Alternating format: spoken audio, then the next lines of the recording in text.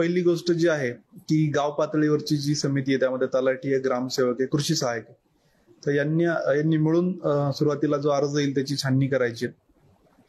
जो त्या गावातला रहिवासी आहे म्हणजे 1967 पूर्वी तो शेती करत आहे, त्याच्याकडे त्या संदर्भातले काही पुरावे असतील किंवा त्या गावामध्ये कुठली नोंद असेल आणि आपल्या सिमिलर आडनावाचे जे लोक आहेत तर त्यांच्याशी वंशावळीचा कुठला पुरावा जुळत असेल तर याची पण आपल्याला तपासणी करायची. आणि तिसरी गोष्ट एक स्पॉट इन्स्पेक्शन स्थानिक समितीला करायचंय.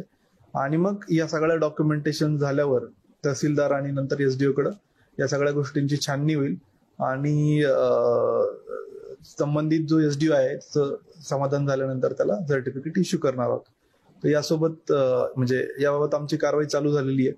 आणि आजच्या ट्रेनिंग नंतर सोमवारपासून जे काही ऍप्लिकेशन्स येतील तर ते युद्ध पातळीवर डिस्पोज करण्याचं नियोजन आमचं आहे. स्थानिक लेवलला आपलं रुटीन जी प्रक्रिया आहे त्याच्यामध्ये संबंधित व्यक्ती हा डायरेक्ट अप्लाय करतो रेव्हेन्यूकडे, पण याच्यामध्ये ऍडिशनली आम्ही कृषी सहाय्यक, ग्रामसेवक आणि तलाठी अशी स्थानिक समिती केलेली आहे आणि यांच्याकडे पहिल्यांदा त्या सगळ्या डॉक्युमेंटची छाननी होणार आहे. तर ही पहिली पायरी आहे आणि त्यानंतर मग आमच्या तालुकास्तरीय समितीकडे ते डॉक्युमेंट येणार आहे. त्याच्यामध्ये बेसिक आहे की आपल्याकडं गॅझेटमध्ये आपल्याकडे तेव्हा 6 तालुके होते आणि 6 तालुक्यामध्ये कुणबी पॉप्युलेशन आहे असं त्यात लिहिलेलं आहे.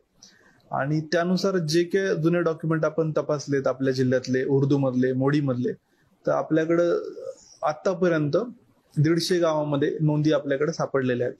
आणि मग त्या अनुषंगाने जी आपली पहिली सोपी स्टेज आहे की त्या गावातले इतर जे एक समूह आहे किंवा सारख्या आडनावाचे लोक आहेत आणि त्यांचा जर वंशावळ जर सिद्ध होत असेल तर ते प्रतिज्ञापत्र आपण ग्राह्य धरून आणि त्याची वंशावळ जुळून तर त्यांना आपल्याला सहजगत्या पुरावा देणं शक्य होणार आहे आणि सर्टिफिकेट इश्यू करता येणं शक्य होणार आहे.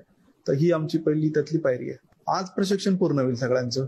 यामध्ये सर्व तलाठी आपण बोलवलेले आहेत, सर्व आपला क्लेरिकल स्टाफ आहे तो बोलवलेला आहे आणि जिल्हा स्तरावरील अधिकारी आहेत ते पण अटेंड स्पेशली आपण डेप्युट केलेत प्रत्येक सब डिव्हिजन मध्ये, तेही हे करतायत. आणि जी काही एसओपी आपण ठरवलेली कॉमनली सर्व इतर जिल्ह्यातले, विशेषतः मराठवाड्यामध्ये हा विषय, तर ही सगळी आम्ही शेअर केलेली सगळ्यांना. आणि याच्यामध्ये एक स्पेशल सेलच आपण एसडीओ ऑफिसला बनवतोय. तर त्या स्पेशल सेलच्या अनुषंगाने रुटीन ज्या म्हणजे इतर फास्ट प्रायोरिटीवर आपण याला ट्रीट करतोय. जे काही इश्यूज असतील ते लवकर डिस्पोजल होण्यासाठी.